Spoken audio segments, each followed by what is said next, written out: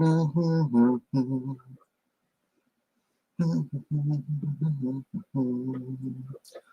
going to go live in a minute or so. Just waiting to see. Oh, we do got someone watching. All right. So, all right. Welcome back to WMAC Now with your host, Chuck Stevenson. Welcome to episode number, what is this, 116 of the WMAC Report, our regular show. We're going over everything going on in women's mixed martial arts. Previews, reviews, rankings, updates, discussion topics, you name it. Probably going to talk about it. Before we get into the this past weekend's results, first let's do some little bit of housekeeping here. If you are on Twitter, you can follow me at NowWMMA, at NOWWMMA. Also, down in the description, I have my other social media. Instagram is LETO1776, although that's also, it's a mix between personal and professional if you want to check out my Instagram, but Twitter is where I share everything that I share on the channel usually gets shared on Twitter as well. Also, I'm in the affiliate program with the One Championship shop. So if you like my Panda Seongji Nan shirt or just want any other One Championship gear, you can go to my affiliate link there. There's also a discount code as well. The link will automatically apply the discount code though. So if you're interested in that, go check that out. Also, don't forget to like and subscribe. So I think I did enough of the housekeeping. So let's get into the results here real quick. Just give me one more second to do something real quick. So just want to tweet out that we are live. Just give me 1 second to get that done, and then we will get started.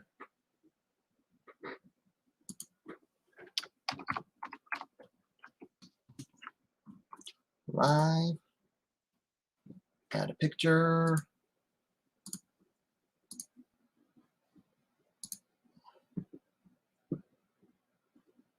Okay, so now that that's done, let's get into the weekend's results. So first up, we're going to Miami, Florida for Bellator number 271.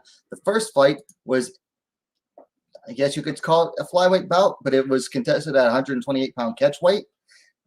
I'll leave it up to you to figure out, who needed the catchweight. But Valerie Lareda defeated Taylor Turner via split decision.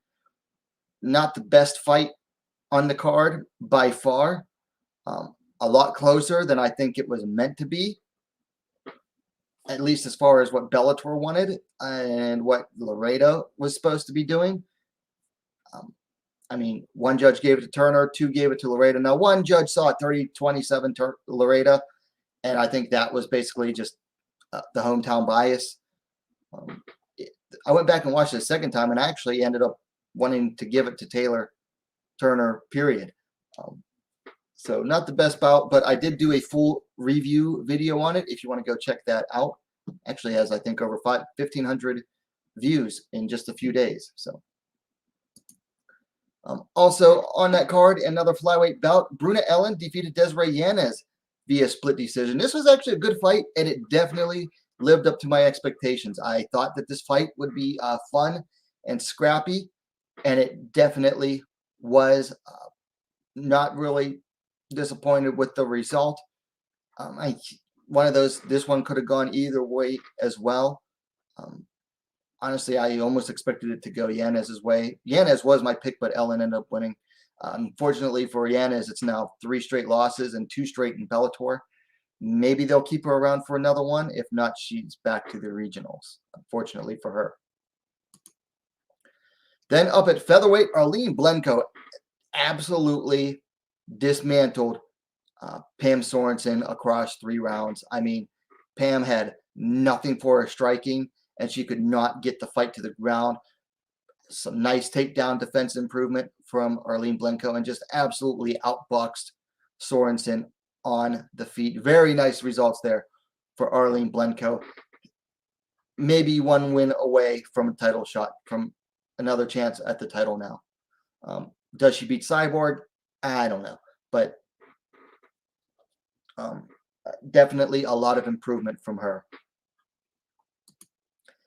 And then in the main event, Cyborg defeated Sinead Cavanaugh via knockout in the first round. the result was basically as expected. I didn't really expect this fight to go the distance. I definitely did not expect it to go the distance. Cavanaugh went in, fought in the pocket with Cyborg, did not have the defense or the power to do it. I mean, she even tagged Cyborg once or twice and even hit her with, I believe it was a right hook, which is one of her best punches. Cyborg was just unfazed. Yeah, the result was as expected on this one. And we are going to talk about Cyborg some more again this week. Also on Friday night, LFA 118 had 3 ladies bouts. We're supposed to have 4, but the scheduled main event got canceled. Apparently, it did not meet California sanctioning for whatever reason. I'm not sure why. I have not seen any clarification on that yet. That was supposed to be between Jacqueline Amarim and Lilith Young. Anyway, the first bout was between Taylor Malden and Nadine Mandial, and whew, this was a barn burner of a fight. Taylor Malden defeated Nadine Mandial via unanimous decision. Malden climbed to 2-0. Mandial fell to 1-3. Like I said, barn burner of a fight. Good back and forth action. Not the cleanest of fights, not the most technical of fights, but still a very good fight. And you could say that about this one too. Sydney Trillo defeated Landria Brown in a strawweight bout via TKO due to punches 2 minutes 49 seconds of the 3rd round. Hell of a fight. Absolute barn burner. Trillo climbed to 2-0. Brown fell to 1-1. I'll tell you what. Trillo in the clinch. Monster. Elbows and knees for days. Very exciting style. Has some charisma. Potential star in the making. And you know, I do not say that lightly about fighters, but I see other people saying it, and seems like the consensus is that Trillo is one to keep an eye on. So let's keep an eye on Sid Vicious, Sydney Trillo. Again, not the most technical of fights, but it was a hell of fun. And then finally, flyweight Jenna Bishop defeated Dion Barbosa via unanimous decision. Bishop climbed to 2-0.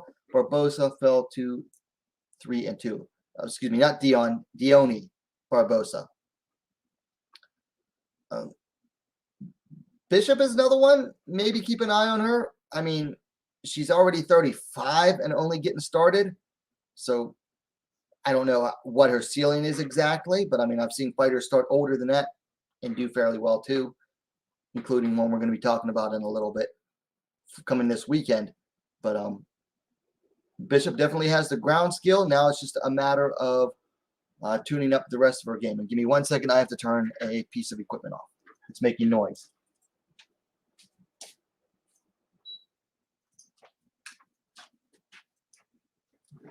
Okay. I didn't want background noise interfering. Sorry about that. Anyway, this was supposed to be the main event for the vacant LFA Strawweight Championship. Jacqueline Amarim versus Lilith Young. Apparently did not meet California sanctioning. California does not play around anymore. There's a reason you don't see UFC go in there too often. But this fight got canceled last minute. Said it did not meet the sanctioning. So anyway, on Saturday we had UFC flyweight bout. Courtney Casey defeated Lyanna Jojo via decision. Jojo got cut now after this, or I don't know if she got cut, but they did not renew her contract. Bad in-fight decision making from Jojo. Even in the 3rd round, they took, like, between the 2nd and 3rd round, her corner told her, listen, go out there and get a takedown and beat her on the ground. And she didn't listen. Like, every round, she would stand and trade with Casey and get beat up on her feet for, let's say, 4 minutes and 30 seconds or 4.5 minutes. And it just did not work for her. And then she finally went for a takedown, got Casey down onto the ground. And it was just too little too late in each round. I don't know what Jojo was thinking. So Courtney Casey saved her butt in the UFC. in that bout. Another flyweight bout, Andrea Lee defeated Cynthia Calvillo via TKO due to corner stoppage. Between the second and third round, Calvillo, just no mas. I believe her orbital may have been broken, though, so I'm not going to, get too hard on her about that. A lot of nice job there by Andrea Lee, who just picked her apart on the feet and, really didn't allow Calvillo to get inside too much to even try to go to the ground. We're going to talk about Calvillo's mindset here in a little bit. But nice job there for Andrea Lee. Now to see if she can, keep up with that. One of Andrea Lee's biggest problems is her inconsistency. Then on the main card up at featherweight, Felicia Spencer absolutely demolished Leah Letson, defeating her via TKO due to ground and pound, 4:25 of the third round. This was just poor matchmaking. Leah Letson had been off for almost 3 years, coming back in against former title challenger in Spencer. Someone who was able to go 5 rounds with Amanda Nunes, 3 rounds with Cyborg, and beaten everyone else, I think, other than that. Oh, well, she lost to Dumont as well. But someone coming off of 3 years of inactivity should not be going in there against someone like Felicia Spencer, who, while not the best fighter in the division, is up there with them. It was just bad matchmaking. I mean, granted, they don't have anybody to match these two up with because they don't have a featherweight division, but still, it doesn't excuse piss poor matchmaking like this. I Am Fighter 3 went down in the Czech Republic on Saturday as well. This actually was earlier than UFC. So let me pull up the results here real quick. They had 2 ladies bouts. In the first ladies bout, I know Karolina Sobek defeated Martina Jindrova, I believe via decision. Just absolutely dominated her with wrestling. And then in the second ladies bout, Petra Jaskova defeated Itana Alvarez. Jaskova just had too much experience for Alvarez at this point. This is only Alvarez's, I believe, 3rd pro MMA bout, whereas Jaskova had 8 before this. So a little bit too much experience there. I did post a video for this bout in a community post. If you want to check it out, I captioned about, just how bloody it got. Because this fight got bloody. And was that it for the weekend? Oh, and then on Sunday, Open FC 12, along with, sponsored by Gorilla Energy Drink. This event had like 3 different titles. But strawweight championship bout for a Grand Prix final, a 4-woman final. Victoria Dudakova defeated Marina Shutova, I believe, by decision.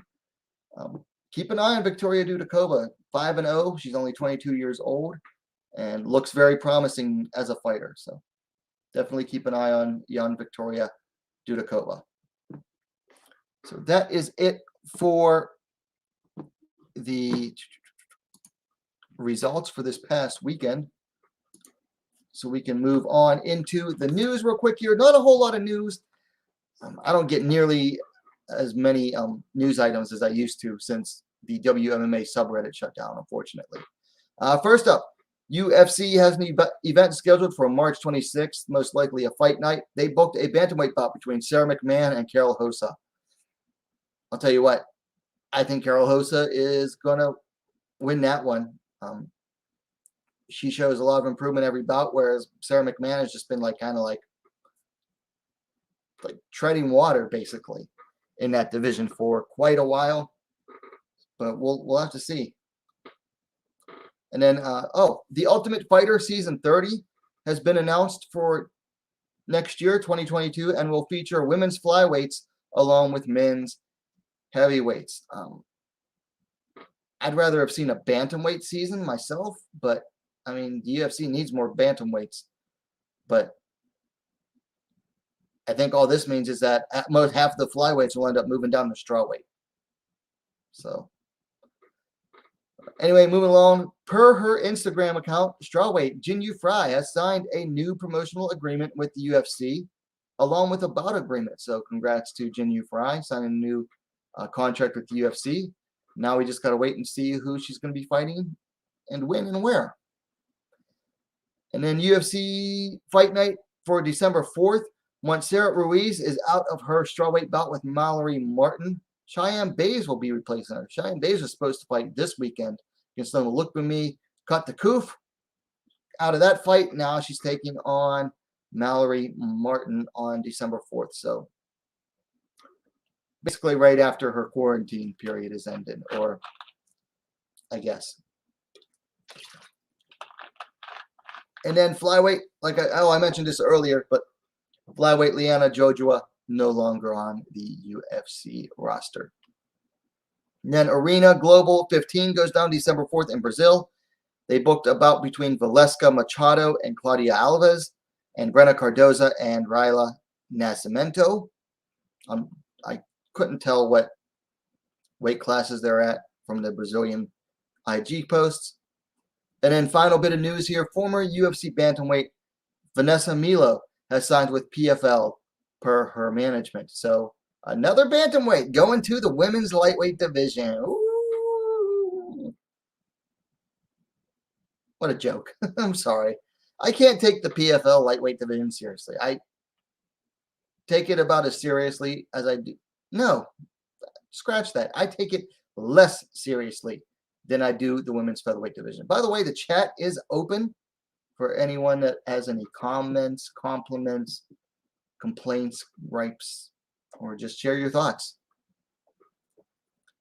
So that is it for the news. So let's talk about some rankings updates here. So first up, we got UFC has some rankings updates. First up, at strawweight.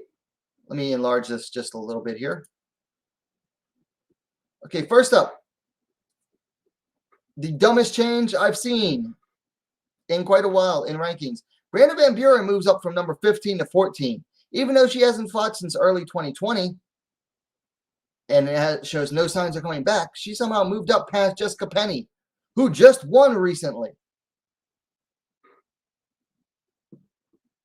Make it make sense, people. Make it make sense. I don't know. Then over at flyweight, Cyntha Calvillo's loss propels her down 4 spots to number 9. Joanne Wood moves up from 6 to 5. Viviane Araújo moves up from 7 to 6. Andrea Lee moved up 5 spots to number 7. Tyler Santos moves down 1 spot. Alexa Grasso moves down 1 spot. And then Roxanne Modafferi moves down 1 spot. So Calvillo losing to Andrea Lee. Man, really shook up that division's rankings. Then over at Bellator, featherweight changes. Sinead Cavanaugh, who just lost to the champ, moves down 1 spot from 5 to 6. To me, that doesn't make sense. I mean, she lost to the champ. I don't have a problem with someone normally moving down a spot after a loss, but she lost to the champ. And she was number 5. So why is she moving down a spot to number 6? Also, Jessie Mealy moved up 2 spots from number 9 to tied at 7 with Pam Sorensen, moving Toledo Guerra down from 8 to 9. Okay. So why did Sinead Cavanaugh move down 1 spot off of a loss to the champ, but Sorensen didn't move down after a loss to number 1? I don't get it. So those are some weird rankings. Also, I don't really approve of a lot of these changes either. Okay, I do not think that beating a higher ranked opponent should automatically mean you get their number. I am of the opinion that ranking should be based on accrued wins, not just a single win. So I don't have a problem with Cyntha Calvillo moving down multiple spots for losing to someone who was at number at like, what was she at, number 12? But that doesn't mean Andrea Lee should move from 12 to number 7 automatically, not based off of a single win. To me, you got to move up in the rankings based off accrued wins, not a single win. Because in MMA, anybody can beat anybody else on a given night. That's a known. Like, that's a known commodity in the sport, that any fighter can beat any other fighter on a given night. That's why ranking should be based on accrued wins, to show that you are literally at that, you deserve that ranking number. So I don't have a problem with Calvillo moving down necessarily, but I do have a problem with someone moving that many spots up. So those are your rankings updates for this week. So let's move into the weekend preview. So first up, Friday, tomorrow morning, early tomorrow morning if you're in the US, we have TFC 20.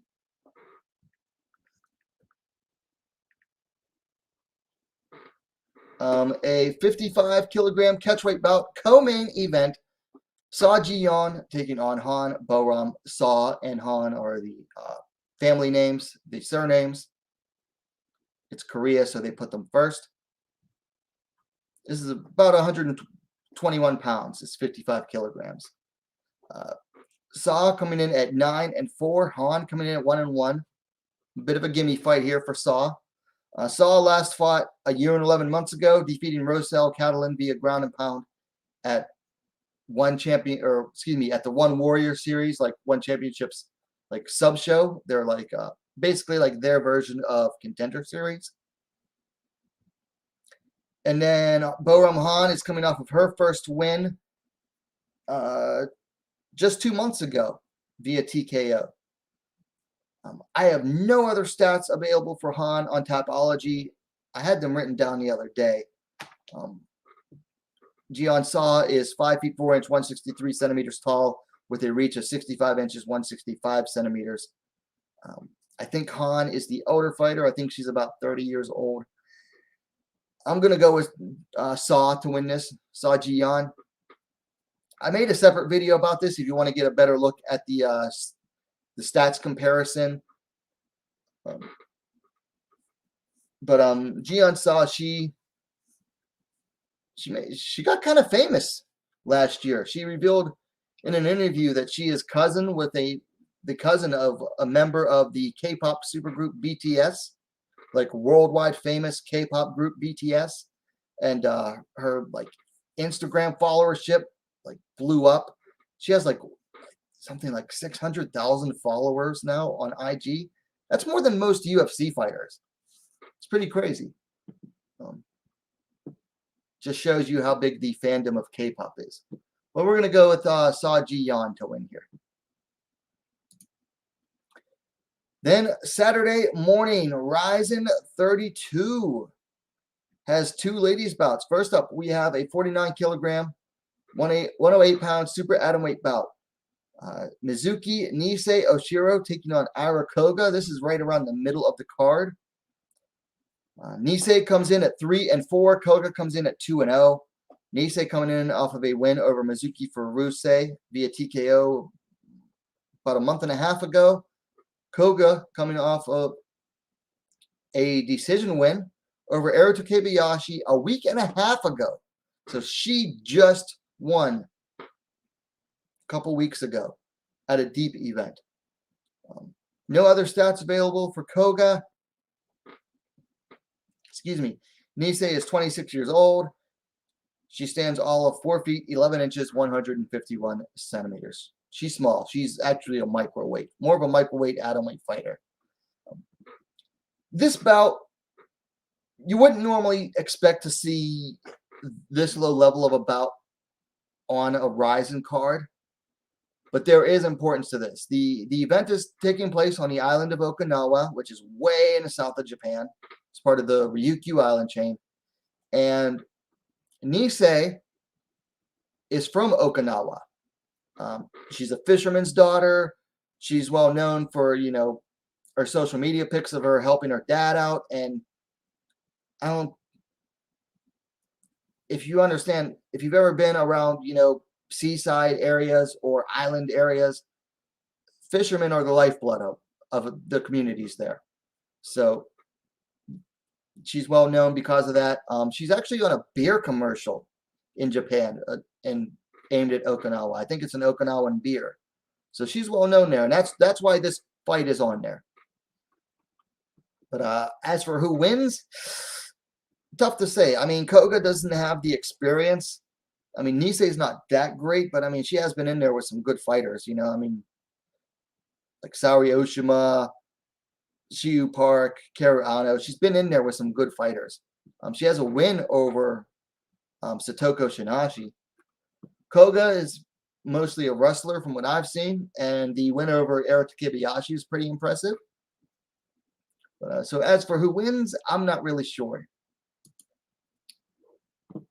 Don't tell me it didn't upload. Hold on one second. I got to...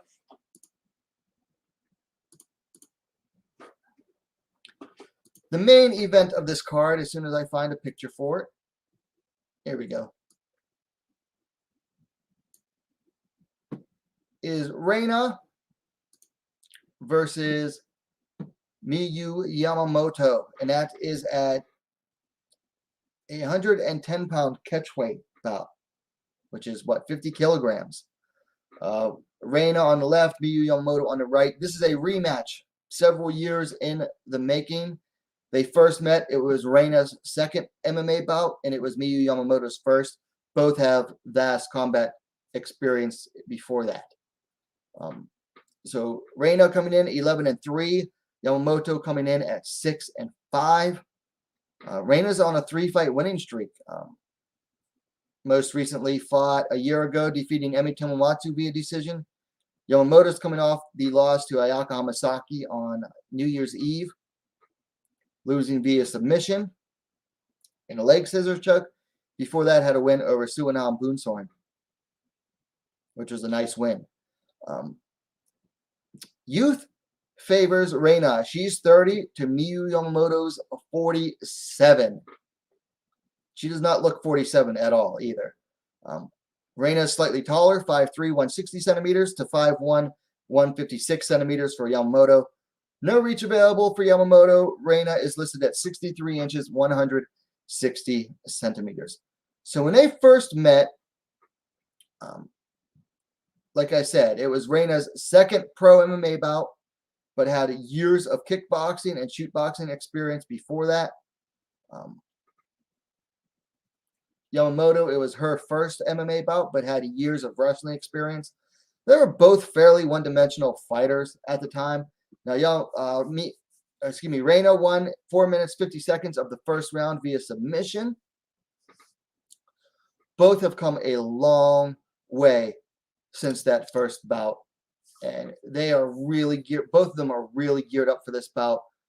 There's some personal reasons for Miyu Yamamoto because you know, her late brother, the legendary Kid Yamamoto, was in her corner for that first bout and told her, you know, you'll get her next time. You'll get revenge eventually. Of course, Kid Yamamoto is now gone. He died, passed away from cancer. So Yamamoto is really wants to get this one back. Reina, she keeps talking about she's only got a few fights left. She's looking forward to retirement eventually. She doesn't want to lose. The big question is, who's the better fighter here?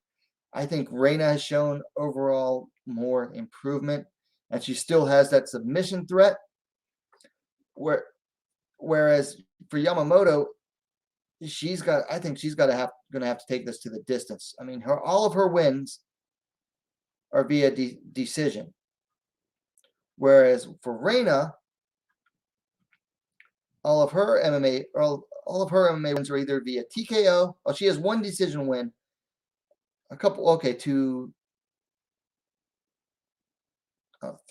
Three decision wins. But let's put it this way. Reina would be much better suited to get the finish here, whether it's via TKO or submission. She's going to go for the finish early.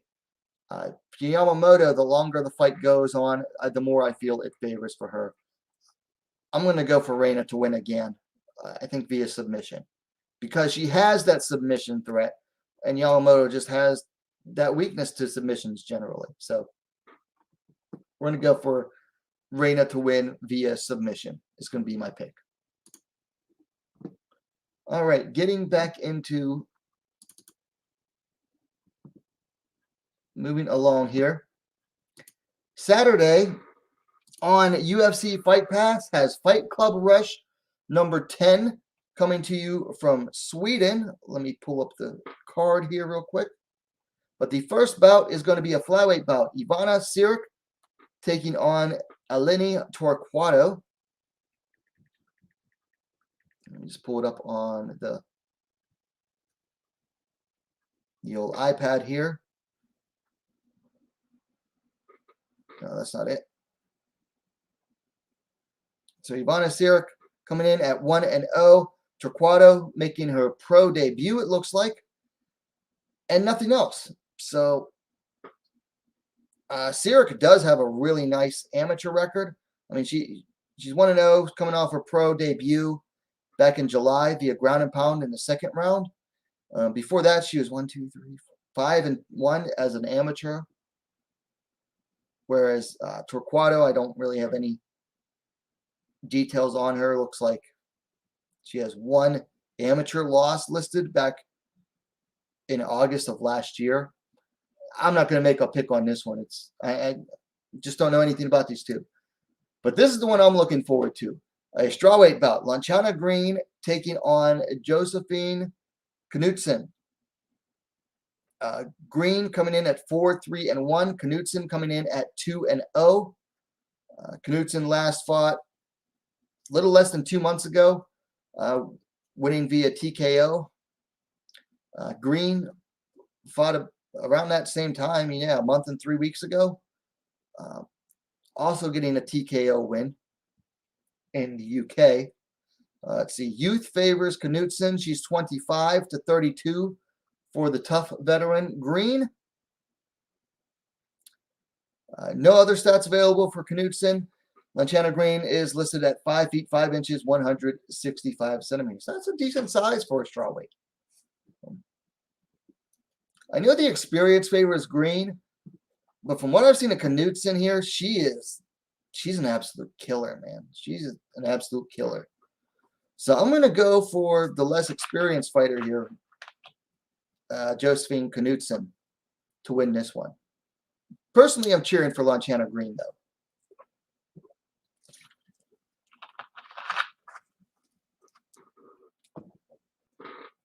So then we move into, I believe, the UFC. Yep, we move into UFC Fight Night, Vieta versus Tate. First up, a strawweight bout. Luanna Pinero taking on Sam Hughes. Sam Hughes coming in on short notice for Jessica Penny, who dropped out of this bout for, I'm not sure why. Let's see. Pinero coming in at 9-1. Hughes coming in at 5-3. Pinero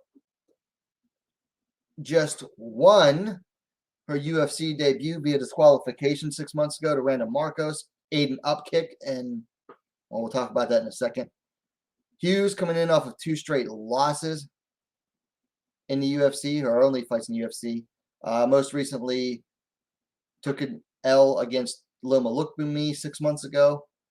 Hughes is 1 year the elder, 29-28. And these stats surprise me. Hughes is a little bit taller, 5'5", 165 centimeters to 5'4", 163 centimeters for Pinero. The reach advantage goes to Hughes as well, 64.5 inch, 164 centimeters to 62 inch, 157 centimeters for Pinero. I'm taking Pinero to win this one. Hughes, like I said, taking this on short notice.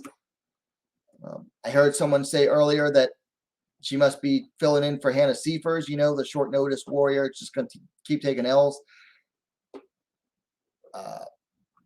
And that could be it. But I see Pinero winning this one. She's decent on the feet. She has really nice judo throws,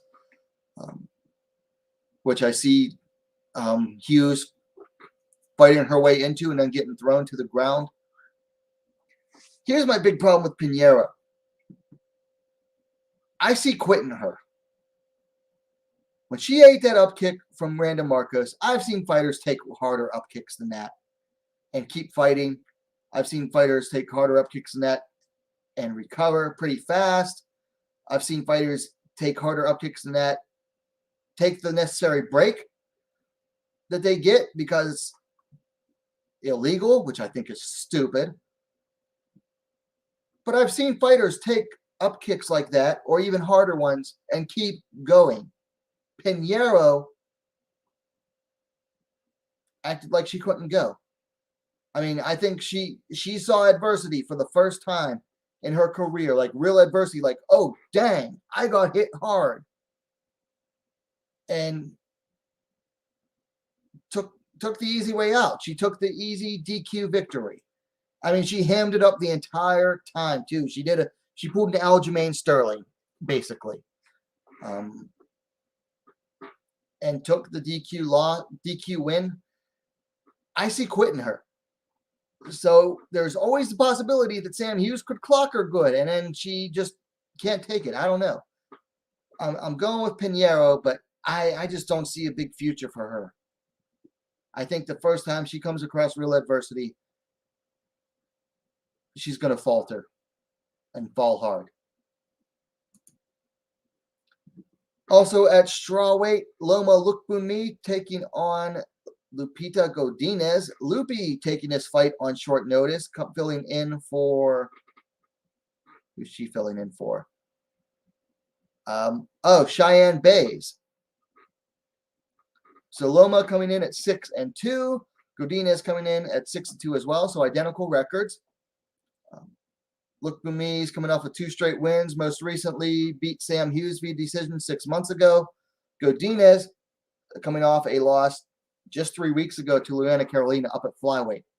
Fought the week before that, beat Savannah Gomez Juarez via submission, and then basically a week later, went up in weight and fought Luanna Carolina, which is not the most advisable move for her.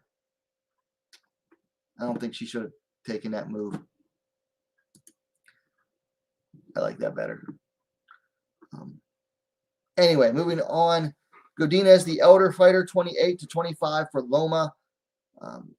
Only slightly taller. Godinez, 5'2", 157 centimeters to 5'1", 155 centimeters.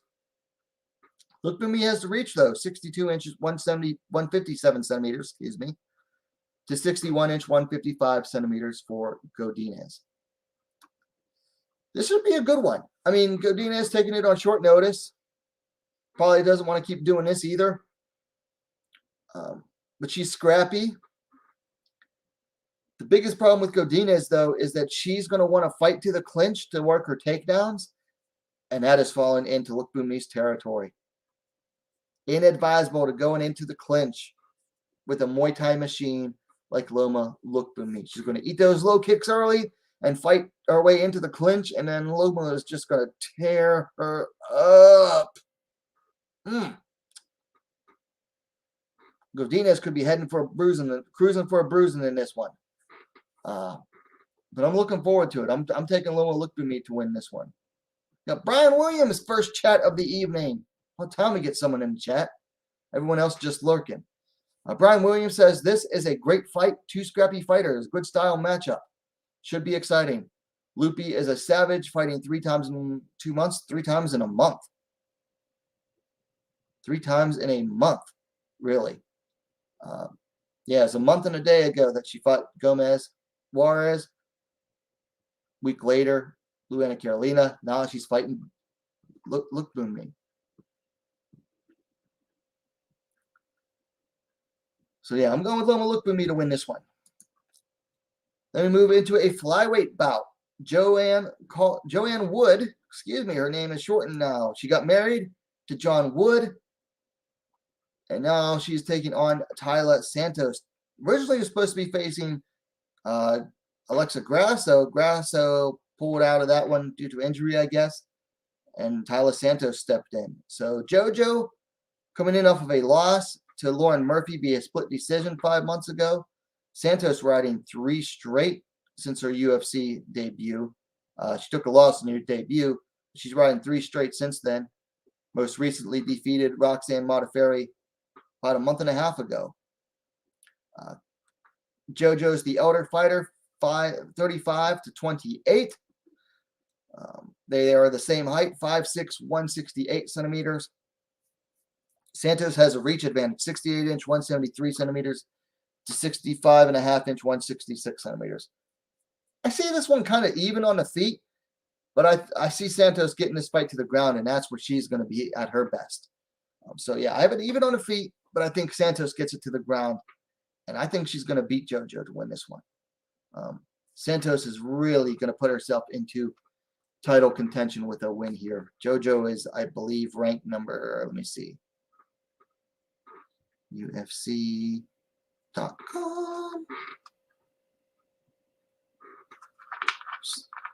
Santos is currently at number 10.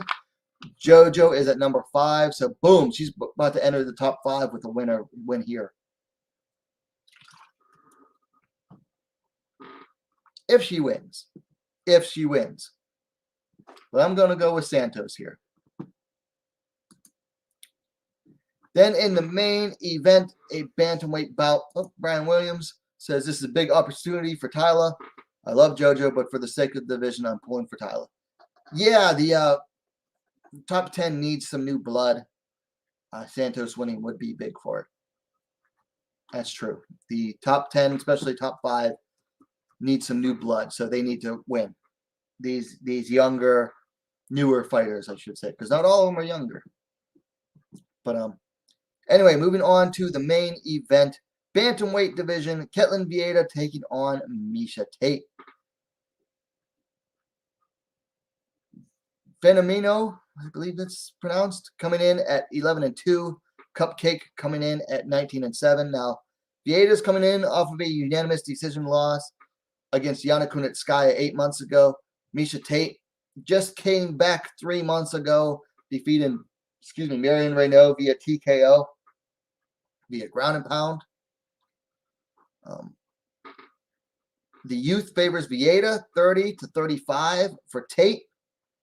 Vieira's a bigger fighter overall as well, 5'8", 173 centimeters to 5'6", 168 centimeters tall for Tate. Vieira has the reach as well. 68 inches, 173 centimeters to 66.5-inch, 169 centimeters for Tate. This one is tough to pick because we don't really truly know how good Miesha Tate is right now. Because she came back and she fought Marion Renaud. We knew going into the fight that it was Renaud's last bout, win or lose. So she already had, 1 foot out the door. Granted, Renaud's never been a pushover in the division. Never been a pushover. So it wasn't going to be, but Tate made it look pretty darn easy against her. So it's really hard to tell just where she's at right now. Vieira, her best win so far, arguably, was, she beat Sarah McMahon. That was arguably her best win. That was 4 years ago. Then she beat Zingano via split decision at UFC 200. That was 3 years ago. But then she had that break because she had knee surgery, I believe. Came back, lost to Irene Aldana via KO. Beat Sajara Eubanks a year ago. Okay, that's a good win, but not a great win. And then she absolutely got out-bullied by Yana Kunitskaya. So Vieira, we really haven't seen her ceiling yet ever since she had that knee surgery. She was a rising fighter in the bantamweight division, and then had to get knee surgery and just never really truly came back all the way. So it's hard to say,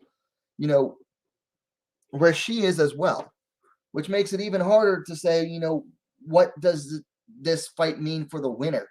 I mean, for Tate, it's going to mean that she's one step closer to a title shot, and she admits she's not in a big hurry to get back to it. She wants to fight her way back up, which all my respect for that. I just don't know because what she does best is her wrestling, And Vieda's no slouch on the ground either. So this could be really tough for Miesha Tate. I mean, I got to pick against her in this one. I got to go with Ketlen Vieira. I'm not 100% confident in Vieira to win this one, but I'm going to go with her because she's more active overall. Not by much, but I mean, I just don't know how good Miesha Tate is at this point. You know? I mean, at the end of the first stint of her career, before she went into retirement, she won the belt against Holm, and then she just did absolute terribly, losing to Amanda Nunes and then getting demolished by Raquel Pennington at the time. She just did not seem to want to be in it. Now, she took, the 3 years off, the 4 years off, and,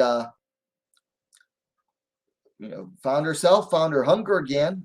She seems to be hungry, looks to be in absolutely phenomenal shape. Phenomenal shape if you've seen her recent social media posts. Let me pull it up here real quick. If you haven't seen these yet, man, she's just in absolutely amazing shape right now.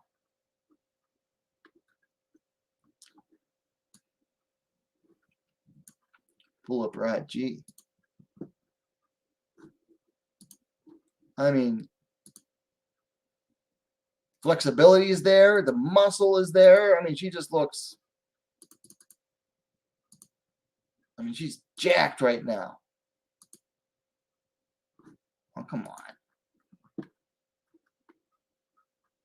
Let's see, I think there might be something here. I guess it was just those photos. But, I mean, yeah, she is looking really jacked going into this bout. So, I mean, she could very well win. Brian Williams says, I think old Miesha is capable of beating Ketlen. Miesha 2.0 should be even more capable, but Ketlen at her best is no pushover. She's got good hands and power. Very good points.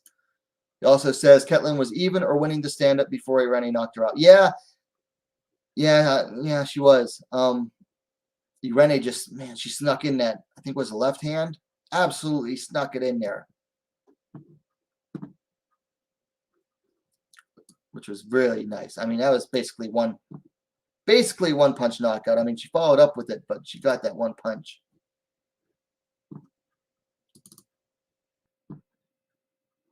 So, I'm going to go with Ketlen, but like I said, I'm not fully confident in that. Then on Sunday, on UFC Fight Pass, we have Fury FC. I believe this is number 53. Let me check. Fury 54. Excuse me. Fury FC number 54. A strawweight bout. Itzel Esquivel taking on Celine Haga. Esquivel coming in at 4-2. Haga coming in at 13-7. Esquivel coming in off of a loss to Alyssa Cron via split decision. That was 2.5 years ago in Invicta. That was the first Phoenix Series tournament. I was actually there for that one in person. Haga, she's riding 2 straight wins into this. Picked up a submission win 5 months ago, and then she fought for the Golden Boy card 4 months ago against Alyssa Garcia. That's a nice win there against Alyssa Garcia. Youth, though, favors Esquivel. She's 25. Haga is 37. Esquivel slightly taller, 5'5", 165 centimeters to 5'4", 163 centimeters for Haga. Esquivel has a reach of 62.5 inch, 159 centimeters. No reach listed on Tapology for Celine Haga. Probably wondering why I'm covering this fight. Well, one, it's on Fight Pass, so it's easily available. If you don't know who Celine Haga is, she has like one of the best stories in the MMA. She started out like 2-11, something like that, ridiculous. Like she had a ridiculously long win streak, or 1 and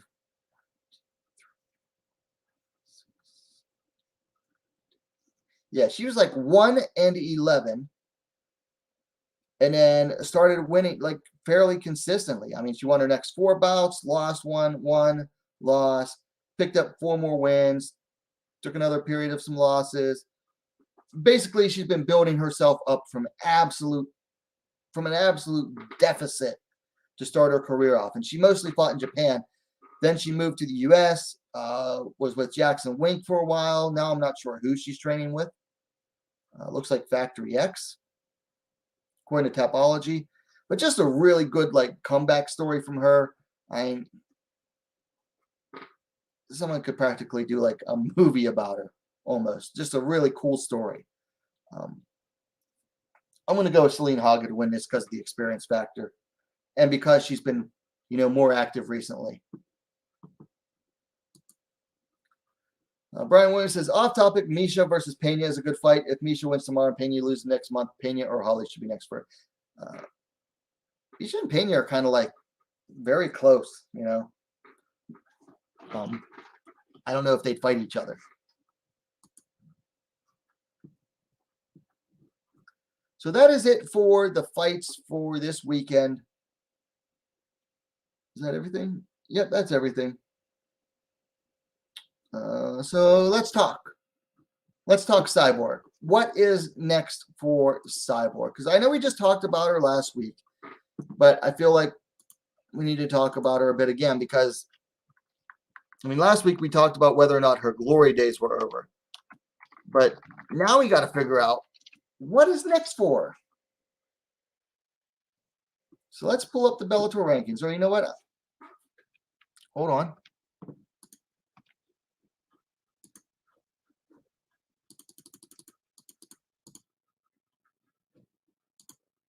Okay, so we got the Bellator rankings. Cyborg is a champ. You got Arlene Blencowe, but she just fought Arlene Blencowe I think it was earlier this year.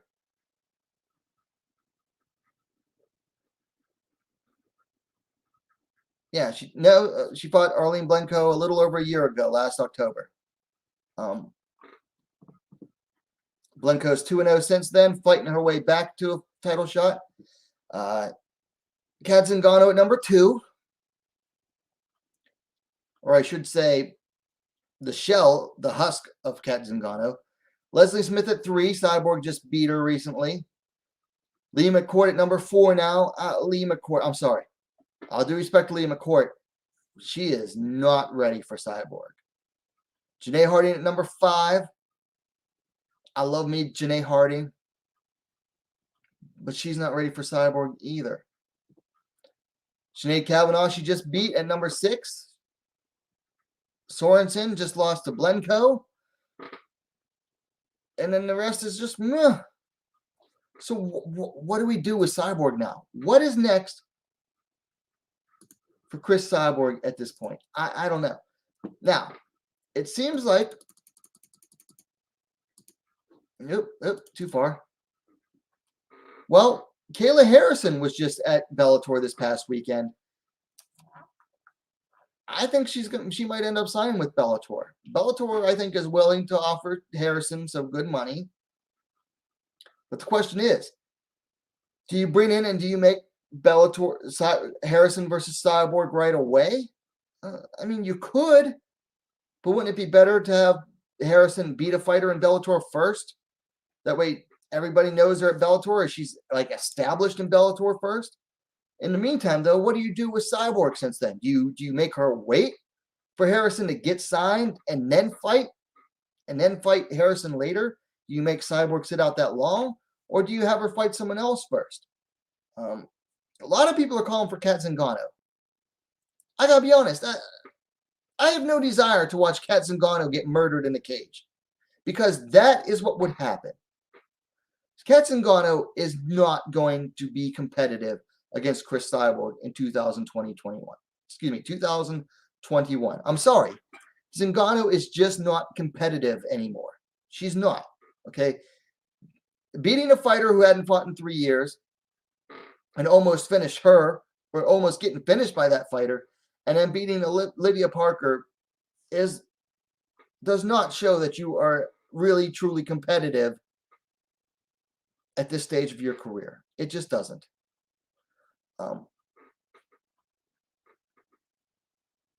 And yeah, Brian Williams brings up a good point.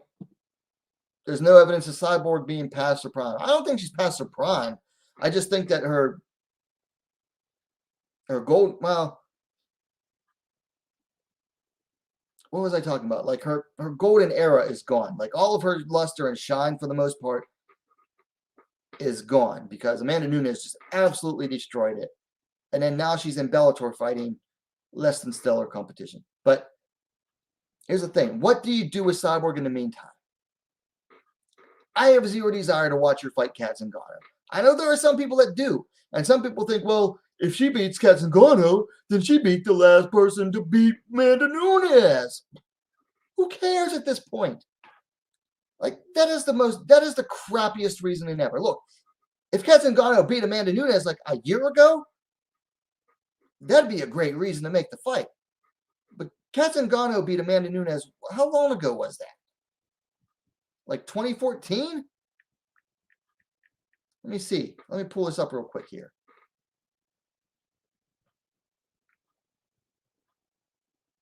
Cavanaugh beat Amanda Nunes in September of 2014. That's practically ancient history at this point, okay? That was when Ronda Rousey was still on top of the sport. And Cyborg was an Invicta. That's 7 years ago. Beating Cavanaugh does nothing for Cyborg at this point, other than an easy win to pad her record, which she just padded her record this past weekend with Sinead Cavanaugh. I just don't know what they're going to do with her, other than make her sit out, bring in Kayla Harrison, and then boom, make Harrison versus Cyborg. If Harrison beats whoever they put her in against. That's the only fight left for her outside of Amanda Nunes. And she's not going to fight Amanda Nunes. It's not going to happen. Because Cyborg's not getting back into the UFC. She burned that bridge down, blew it up with dynamite on her way out. Brian Williams says she definitely needs a fight before. In the meanwhile, Cyborg can fight Cat. I just have zero desire to watch her beat up on Cavanaugh because that's what's going to happen. Cavanaugh is going to go in there and she's going to get this absolute crap beat out of her. Like, I'm just so tired of watching Cyborg pad her record at this point. I mean, I've watched it for how many years now?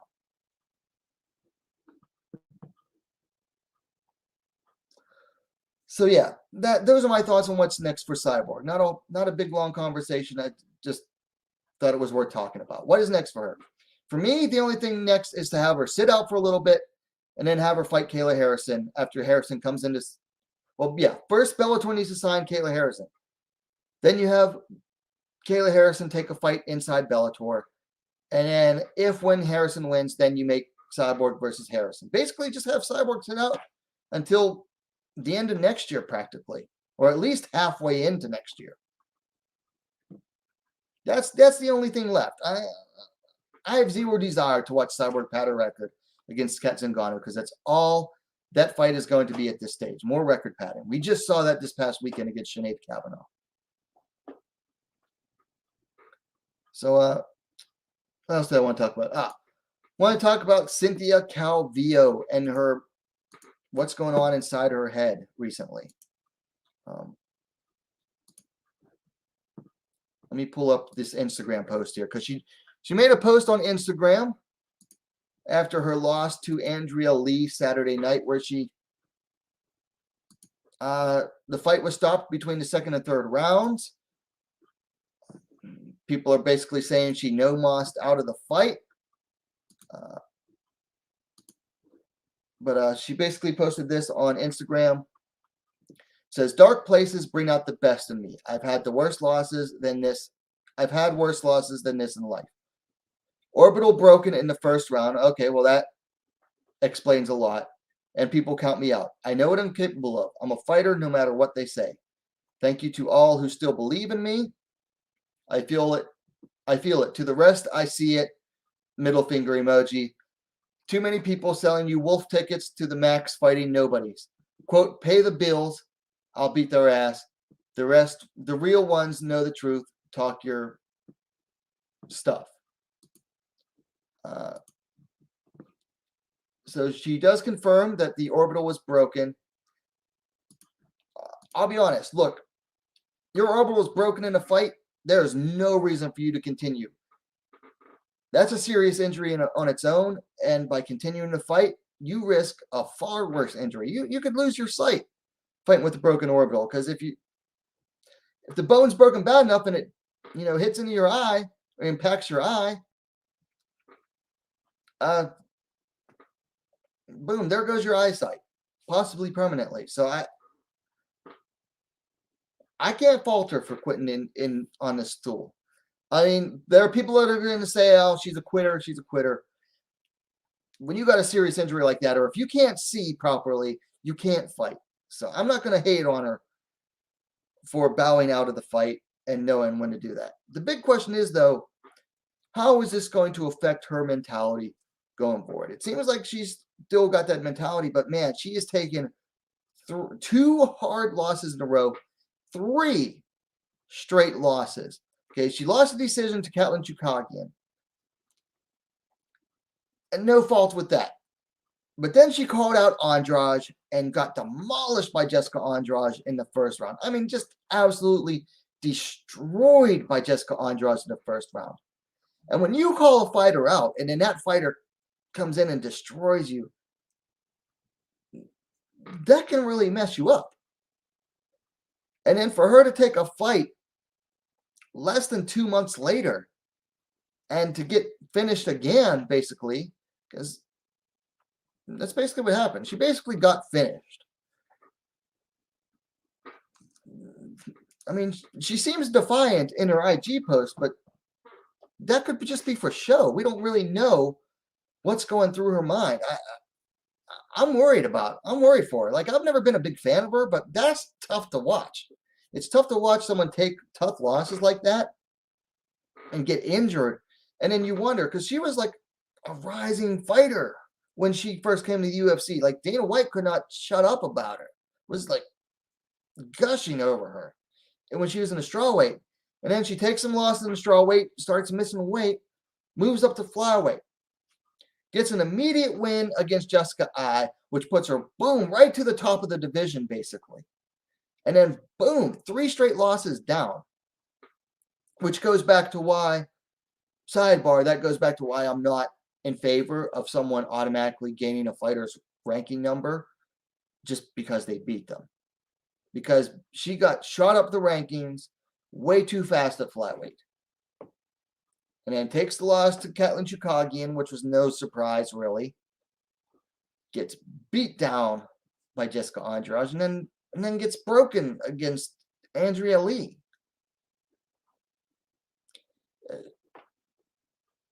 She's coming off of 3 hard losses. You gotta wonder, how is this going to affect her going forward? Because this is going to haunt her. At this point, I think for Calvillo's sake, she might want to try to cut back down to 115. She was doing better there. She also needs to get back in love with her wrestling. I think she's too small for 125, and I think she's trying to be too hard to be a striker at this point. But as far as her mentality, man, I think she needs to take a nice, long break. Granted, broken orbital, that's probably at least 6 months. And I think she needs at least that long away from the sport to just get her head back in the game, too. Take that 6 months, heal, work on some things that, won't aggravate the eye in training. Work on getting your weight back down, trying to get back down to straw weight, and maybe go see a sports psychologist because she's taken some hard beatings lately. And I mean, she's a tough, scrappy chick, but that's going to be hard to come back from. So, best of luck to Cyntha Calvillo. Brian Williams says, the real one knows she can't beat a real contender at 125. Yeah, I don't think she can. And then also said, Calvillo gets no hate from me for not continuing. She's tough. I knew there had to be something wrong. Yeah, I think a lot of people could tell that she was not there. Like there was something wrong. I think one website actually had it as a doctor stoppage on their results, but I think the official one is a corner stoppage. Anyway, so that's it for Cyntha Calvillo. Final bit of news I want to talk about here. Not really news. The movie Bruised, starring Halle Berry, is coming out on, what is that, Tuesday, November 24th to Netflix. Excuse me, Wednesday, November 24th to Netflix. It is already in select theaters. If you can go see it in theaters, good on you. But it is coming to Netflix on this coming Wednesday. Got the main fight at the end of the movie, the climax of the movie. She's taking on Halle Berry plays Jackie Justice, and she's taking on Lady Killer, played by Valentina Shevchenko. I'll admit, I'm, if not excited for this, I'm genuinely curious. Like, anytime there's an MMA movie come out, I'll admit it piques my curiosity. Mostly because I want to see just how bad it is. Because there's just, I've never truly seen a truly good MMA-based movie. But I am curious. I mean, Warrior, I think, was my favorite overall. But MMA was like just the motivation for the characters. But really, it was about two brothers. This seems to be about a single mom fighting for going back into the cage after retirement to, to support her kid. But Invicta is at the forefront of this, so I'm really excited about that. It's going to build some hype for Invicta. And Invicta announced an event already. Just saying. But until then, Bruised. Next Wednesday, November 24th on Netflix. You know what? I haven't 100% decided, but I'm thinking of doing a watch party. So if you have Netflix, I'm thinking of doing a live watch party Wednesday night, November 24th, and we'll all watch the movie, talk about it. I'll commentate while the movie's going on. We'll have the chat open, and we can just BS about it and, make fun of it, or just, see how good they actually did on it. We'll see. Not 100%, but I'm thinking about it. I think it'll be fun. I'm not going to show the movie on the screen because I'm not getting copyright blocked. I'm not getting my channel taken down. But we will have a watch party. But you'll have to actually watch Netflix yourself and just have YouTube playing in the background. But I'm seriously considering it. I think it'll be a fun night. So we'll see. And then last thing before I go, I want to show you a blog I like, written by this guy I talked to. His name's Charlie Jewett. He lives and works in Japan. And he has this blog. It's called Sogo-Kaku. It's at sogo-kaku.com. And it's all about Japanese MMA. He does interviews. He has a 2-part article, a retrospective on Reina, going into Saturday's RIZIN event. Looks pretty good. Talking about Shudo, talks about the results. I know in October he was posting almost daily, but it's very good blog if you're interested in the Japanese WMMA scene. And if you watch my channel regularly, I talk about it too. So I'm interested in it. And I assume you have at least some curiosity about it. Definitely go check it out. Sogo, Sogo-Kaku, Kaku.com. He's a pretty good writer too. So, I mean, they're not like super deep, in-depth articles, most of them. They're just blog posts. But they're good. And the interviews are good. And he provides a really good perspective because, like, he watches the fights. He goes to the fights. He takes his wife to RIZIN events with him. So his wife watches the fights. Her friends watch the RIZIN events. So, like, he really has his ear to the ground, I guess, or his nose to the ground, however the phrase goes. Like, he knows what's going on as far as what's popular in the JMMA scene. And, what certain fighters are up to. So definitely go check out his blog. And that's it for this week. So, like I said, Bruised coming out Wednesday. on Netflix. I might also do a watch party for RIZIN 32. We'll see, because it starts, I think, at midnight Eastern time, and I got to work Saturday. So we'll see. I mean, hopefully the event doesn't take up until the time I got to go to work. We'll see, because the last time I tried doing a RIZIN fight companion, it got flooded with spam in the chat with like links and stuff. I might have to find appoint a moderator if I do that, but I'm also considering, I am considering doing a live RIZIN fight companion for Saturday morning, early Saturday morning. But so we'll see. Anyway, that's really all I have for tonight. Like I said, don't forget to like the stream. The more likes I get, the more it draws people to the stream via the algorithm. If you haven't yet, don't forget to subscribe. Some recent videos I've come out with. Let's see. What do I have recently? If you haven't yet, go see the Laredo versus Turner review. I clipped from 2 weeks ago a stream clip of what's next for Zahn, a clip about Luanna's diva behavior, and then I clipped, I have a video about tomorrow morning's fight, Saji Yan versus Han Boram. Couple different fight announcements I had there. I gotta start putting together some more videos. Coming up, like I gotta get back on it. But yeah, that's it. Don't forget to like and subscribe. Twitter @NowWMMA. @NowWMMA. Follow me on there. I'm always updating. And in the description, you got Instagram as well, and the One Championship Shop affiliate links. Go get your Xiong shirt or what have you. Get your discount if you want. And that's it for tonight. So we'll see you maybe Saturday morning for RIZIN. Just keep an eye out for that stream. In the meantime, have a good night.